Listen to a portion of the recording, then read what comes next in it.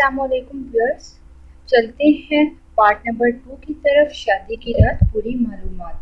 तीसरा वाक़या बयान करती हूँ। उस्मान बिन उनबा ने उक़बा की बेटी को पैगाम निकाह दिया। उक़बा इनके चचा थे और मंगेतर इनकी चचेरी बहन। उक़बा ने उस्मान से कहा, भतीजे तुम तो मेरे नहायत करीबी अजीज़ और मेरे नज़दीक बड़े मुअज़्ज़ज़ हो। मैं तुम्हारी तलब कैसे रद्द कर सकता हूँ और तुम्हें खाली हाथ नाकाम नामुराद कैसे वापस लौटा सकता हूँ। लेकिन मेरी एक बात सुनो, याद रहे कि जिस तरह तुम मेरे अजीज हो वैसे ही वो भी मेरे जिगर का टुकड़ा है। तुम इसकी इज्जत करना, इसकी तौहीन से बचना, हर जगह इसके बाप, इसके भाइयों और अहले खानदान की तारीफ और सताइश करना। अगर तुमने ऐसा किया तो तुम्हारी इज्जत हमारी नजरों में और बढ़ जाएगी और तुम्हारा कद ऊंचा हो जाएगा। इसके बरअक्स अगर तुमने हमारे खिलाफ हमारी बेइज्जती और बदनामी की तो तुम्हारी इज्जत हमारी नज़रों से भी गिर जाएगी और उसकी नज़रों से भी, और तुम्हारा कद फस्ता हो जाएगा, नीज तुम्हारी शख्सियत दागदार हो जाएगी। अब इन तीनों वाक़यात को सामने रख कर अगर गौर किया जाए तो मालूम होगा कि एक बाप अपनी बेटी के लिए अपने दामाद से किस किस्म के इखलाक की उम्मीद रखता है। पहले नंबर पर इसकी बेटी के साथ अच्छे अंदाज में गुजर बसर हो, दूसरा नंबर इसकी इज्जत और तकरीम करे, तीसरे नंबर पर इसको राहत और आराम पहुंचाए और इसे अपने चमन की खुशबू बनाए। एक बाप अपने दामाद से इससे ज़्यादा कुछ नहीं चाहता। तो चलते हैं आगे। अभी मज़ीद शादी की रात के बारे में तफसीली बताने से पहले अब दुल्हन के लिए चंद नसीहतें पेश करना चाहूँगी। दुल्हन बनना गुड़िया और गुड़े का कोई खेल नहीं है, वो एक अजीम जिम्मेदारी का नुक्ता आगाज है। दुल्हन को चाहिए कि वो अपने शोहर की खिदमत और इसके हकूक की रियायत की जिम्मेदारी को कभी फरामोश ना करे, बेजा गैरत और शको शुबा में ना पड़े, सफाई सुथराई, ज़ेबो ज़ीनत, बनाव सिंगार, खुशबू वगैरह का हमेशा ख्याल रखे। सफाई सुथराई में इन अमूर की बड़ी अहमियत है जिन्हें कुतुब अहादीस में सनन फितरत के अनवान से जिक्र किया गया है। अबू हुरैरा रज़ियल्लाहु तआला अन्हु की हदीस है कि नबी सल्लल्लाहु अलैहि वसल्लम ने फरमाया, 5 चीज़ें फितरत की हैं: खतना, ज़ेरे नाफ मोड़ना, मूंछें कतरना, नाखून काटना और बगल के बाल उखेड़ना। खतना मर्दों पर वाजिब और औरतों के लिए मुस्तजिब है। ज़ेरे नाफ मोड़ने, मूंछें कतरने, नाखून काटने और बगल के बाल उखेड़ने में 40 दिन से ज़्यादा ताख़ीर करना हराम है। सफाई के साथ साथ अतर और खुशबू का इस्तेमाल उल्फ़ मोहब्बत पैदा करने में बेहद मौसर है। जिस तरह औरत अपनी पोशाक और ज़ेवरात पर तवज्जो देती है ताकि नज़र पड़ते ही दिल में कशिश पैदा हो, ऐसे ही इसे खुशबू पर भी तवज्जो देनी चाहिए ताकि नाक में खुशबू पहुँचते ही न सिर्फ दिल लपक उठे बल्कि एक ही जान बर्पा हो जाए। दुल्हन को ये बात याद रखनी चाहिए कि इसकी इज्जत इसके शोहर की इज्जत है और इसको समाज में वही मुकाम हासिल होगा जो इसके शोहर को हासिल है। अगर इसका शोहर मोहतरम व मुअज़्ज़ज़ है, साहिबे हस्ब व नसब है, लोगों के दरमियान अच्छी नज़रों से देखा जाता है, तो यही मामला इसकी बीवी के साथ भी होगा। लेकिन अगर मामला इसके बरअक्स है तो नतीजा भी बरअक्स होगा। लिहाजा कोई औरत अगर अपने आप को पूरी तरह शोहर के बराबर समझती है तो ये इसकी संगीन गलती है। इसी गलत फहमी के नतीजे में कुछ औरतें बाज़ औक़ात ऐसे अल्फाज का इस्तेमाल करती हैं जिनका इस्तेमाल इन्हें नहीं करना चाहिए। मसलन वो अपने शोहर से कहती हैं कि आपको मेरे एहतराम और मेरे रुतबे का कोई ख्याल नहीं रहता, हालांकि हकीकत ये है कि समाज में बीवी का दर्जा और मर्तबा इसके शोहर की हैसियत के एतबार से ही मुतय्यन होता है और हर मर्द की ये ख्वाहिश होती है कि इसे माशरे में एक नुमाया मुकाम हासिल हो और इसके अहलो अयाल की इज्जत हो और इसे हर मजमा में सरफराजी और सरफरोई हासिल हो। एक औरत अपना किस्सा बयान करती है कि इसने एक मशहूर शख्सियत से शादी की और कुछ दिनों के बाद इन दोनों में किसी बात पर इख्तिलाफ हो गया, चनाचा औरत ने इससे तलाक तलब कर ली। औरत का बयान है कि वही लोग जो पहले इसकी दावतें किया करते थे, इसे अपने घर बुलाकर मेज़बानी करते थे, इज्जत देते थे, तलाक के बाद वो सबकी निगाहों में अजनबी बन गई। इसका कोई परेशान हाल न रहा। हकीकत वाक़या ये है कि बीवी को समाज और माशरे में इसके शोहर के मुकाम और मर्तबे के लिहाज से ही इज्जत मिलती है। दुल्हन के लिए एक अहम वसीयत वो भी है जो अबुल असवद डोली ने अपनी बीवी بیوی کو نصیحت کرتے ہوئے اشعار میں کہے ہیں۔ ان اشعار کا ترجمہ کچھ ایسے ہے: میں تجھے جو فاضل چیز دے دوں اسے لے لے، اسی میں ہماری محبت کی بقا ہے، اور میرے غصہ کی حالت میں اپنی زبان بند رکھ، کچھ مت بول۔ غصے کی حالت میں بھی شوہر کے دل میں بیوی کی محبت ہوتی ہے، لیکن اس حالت میں کوئی تکلیف دہ یا اذیت ناک بات جب شوہر کو پہنچ جاتی ہے تو ناقابل برداشت ہو جاتی ہے، کیونکہ حالت غضب میں تکلیف اور محبت اکٹھا نہیں رہ سکتے۔ اگر محبت زیادہ ہے تو وہ خود باقی رہے گی اور تکلیف کو بھگا دے گی، اور اگر تکلیف زیادہ ہوئی تو وہ خود دل پر قابض ہو جائے گی اور وہاں سے محبت کو نکال بھگائے گی۔ یہی وجہ ہے کہ طلاق کے اکثر و بیشتر واقعات غصے کی حالت میں صادر ہوتے ہیں۔ ہوتا یہ ہے کہ شوہر غصے میں آیا، بیوی نے تکرار کی، بات آگے بڑھائی، بات پر بات بڑھتی چلی گئی اور طلاق تک نوبت جا پہنچی۔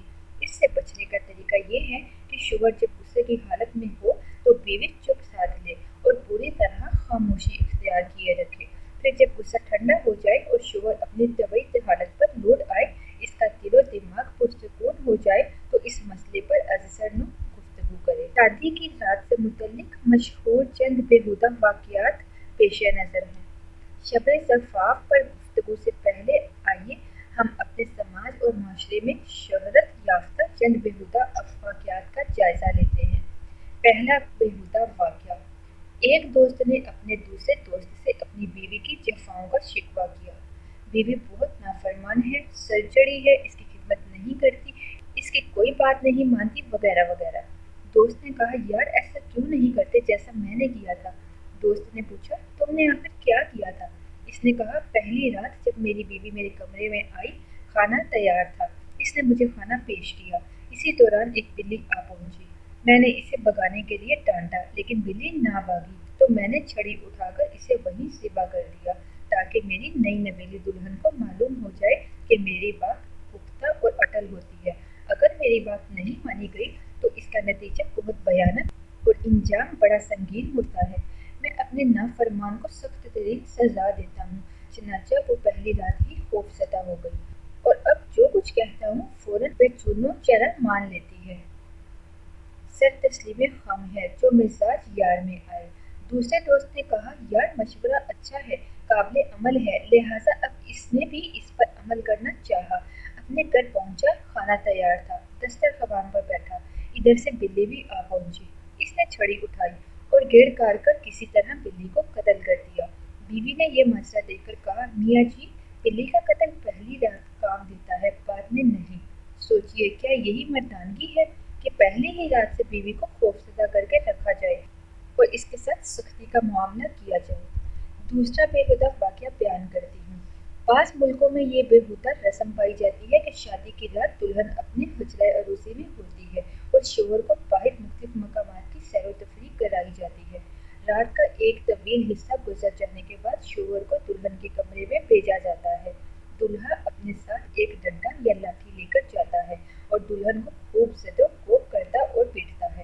جب وہ بیچاری چیخ چلا کر بلک کر اور تڑپ کر نیم جان ہو جاتی ہے، اس کی چیخو پکار سن کر اس کا مددگار، حمایتی اور فریاد رس کوئی نہیں پہنچتا اور وہ اپنے ہوش و حواس کھو بیٹھتی ہے، پھر لاٹھی والے مرد جناب دولہا صاحب اس پر حملہ آور ہوتے ہیں اور اپنی حسب منشا اسے نوچتے، بمبوڑتے اور اس کی براکت زائل کرتے اور اس سے لطف اندوز ہوتے ہیں۔ جب صبح کا سورج نکلتا ہے تو حضرت دولہا بھی اپنے حجرہ عروسی اور خوابگاہ سے خون سے رنگین ایک رومال جو پہلے سفید تھا لے کر برآمد ہوتے ہیں اور لوگوں کو اپنی مردانگی کی دلیل کے طور پر اسے پیش کرتے ہیں۔ واہ کیا دولہا ہے! اس نے اپنی قوت مردانگی کے جوہر دکھاتے ہوئے اس کی بکارت زائل کی اور پردہ بکارت کے پھٹنے سے جو خون نکلا اسے سفید رومال میں محفوظ کر لیا۔ پھر دولہا دلہن کی تعریف میں گیت گاتے جاتے ہیں، دلہن کے باکرا ہونے کی اور دولہے میاں کی مردانگی کی تعریفیں کی جاتی ہیں۔ تیسرا بیہودہ واقعہ آپ کے ساتھ پیش کرتی ہوں۔ ایک شخص شادی کی رات جب اپنی بیوی کے پاس پہنچا تو اس نے ایک ایک کر کے اس کے تمام کپڑے اتار دیے۔ تب وہ بھاگنے لگی، کبھی گھر کے ایک گوشے میں پناہ لیتی اور کبھی دوسرے گوشے میں چھپنے کی کوشش کرتی، مگر مرد اس کا پیچھا کرتا رہا حتیٰ کہ اسے اپنی مضبوط باہوں میں دبوچ لیا اور اسے اپنے قابو میں کر کے خوب روندا بالآخر بکارت زائل کر دیا۔ یہ قصہ سن کر چڑیا گھر کی یاد آ جاتی ہوتی ہے جہاں سانپوں کی خوراک کے لیے چوہے ڈالے جاتے ہیں۔ چوہا سانپ کی گرفت سے بچنے کے لیے ادھر ادھر بھاگتا ہے، اس کونے اور اس کونے میں چھپتا پھرتا ہے، لیکن سانپ اس کا پیچھا کر کے بالآخر اسے اپنی گرفت میں لے لیتا ہے اور اسے اپنے دم میں لپیٹ کر نیم جان کر دیتا ہے، پھر اسے اپنا لقمہ تر بنا لیتا ہے۔ ذرا غور کیجیے کہ چڑیا گھر کے سانپ اور چوہے کے قصے اور مذکورہ دلہن دولہے کے قصے میں کیا فرق ہے؟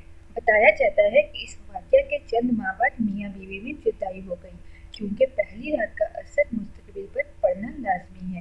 یہ ایک ایسی اہم رات ہے جس کے اندر انسان کو کسی بھی بیجا حرکت سے باز رہنا چاہیے۔ ان تینوں قصوں پر ضرور غور کیجیے اور بتائیے کیا یہی مردانگی ہے جو آپ نے ان تینوں قصوں میں دیکھی یا سنی؟ کیا یہی مردانگی ہے کہ آدمی پہلی ہی رات اپنی بیوی کو دہشت زدہ کر دے تاکہ آئندہ وہ ہمیشہ سہمی سہمی رہے؟ کیا یہی مردانگی ہے کہ بیوی کو اپنا شریک حیات تصور کرنے کی بجائے ایک خدمتگار مشین تصور کیا جائے اور اس کے ساتھ انسانیت کا سلوک کرنے کی بجائے مشین یا حیوان جیسا سلوک کیا جائے؟ کیا یہی مردانگی ہے کہ آدمی بیوی کے سامنے ہمیشہ اکڑا رہے، کبھی اس کے ہونٹوں پر مسکراہٹ نہ آئے، ہمیشہ پیشانی پر سلوٹے رہیں؟ کیا یہی مردانگی ہے کہ آدمی کبھی اپنی بیوی کی کوئی طلب پوری نہ کرے اور اس کی بیوی کبھی اس سے کسی قسم کے سوال اور مطالبے کی ہمت نہ کر سکے، اس کے سامنے اپنی کسی خواہش کا ذکر نہ کر سکے؟ نہیں، ہرگز نہیں، بلکہ حقیقی مردانگی یہ ہے کہ شوہر کا دست شفقت دائمی طور پر بیوی کے سر پر رہے، وہ اپنا آغوش محبت اس کے حسین اور نرم و گداز جسم کے لیے سدا پھیلائے رکھے، وہ اپنا آہنی بازو اس کی حفاظت اور پاسبانی کے لیے ہمیشہ تیار رکھے، اس کے رخ زیبا اور گلاب کی پکھڑی جیسے ہونٹوں کے لیے اپنے پیار کے پھول سے نچھاور کرے، وہ اگر بیمار پڑ جائے تو اس کو اپنے ہاتھوں سے دوا پلائے، قسم قسم کے مشروبات پلائے اور خود اپنے ہاتھوں سے اٹھا کر اسے لقمے کھلائے۔ سچ پوچھو تو یہ ہے مردانگی۔ میاں بیوی کو باہم نہایت نرم خو، شیریں اور شفیق و مہربان ہونا چاہیے، البتہ جب اللہ کی حرمتوں کو چاک کیا جائے یا جب دامنِ کرامت پر حرف آنے کی بات ہو یا جب عزت و آبرو کا معاملہ ہو تو اس وقت نہایت سخت اور غضبناک ہونا چاہیے، یعنی ایسی نرمی نہ ہو جسے کمزوری تصور کیا جائے اور ایسی سختی نہ ہو جو بد اخلاقی ہو جائے، بلکہ توازن و اعتدال اور میانہ روی کا دامن ہمیشہ مضبوطی کے ساتھ ہاتھ میں رہے۔ اگر کوئی یہ سمجھتا ہے کہ وہ اپنی سختیوں، مار پیٹ، اکڑفوں، تنگ دلی، سخت جوئی، چہرے کے عبوسیتوں اور غصیلی نظروں سے اپنی بیوی پر اپنی مردانگی ثابت کر سکتا ہے تو یہ اس کی حماقت، بھول، بے وقوفی اور نادانی کے سوا کچھ نہیں۔ ایسا شخص احمقوں کی جنت میں رہتا ہے۔ شادی کی رات کی تفصیل کے بارے میں جاننے کے لیے دیکھتے رہیے